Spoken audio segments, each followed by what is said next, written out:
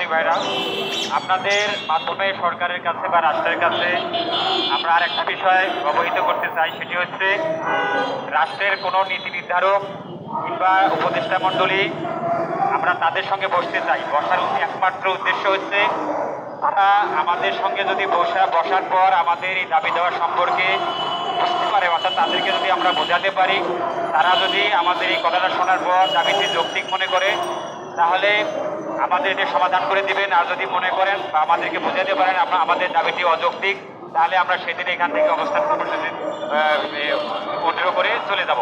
ঠিক আছে?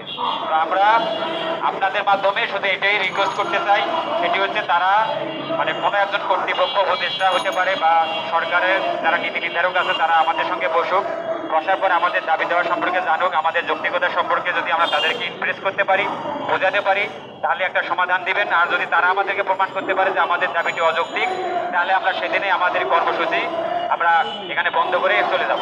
ঠিক আছে? ধন্যবাদ আপনাদের সবাইকে।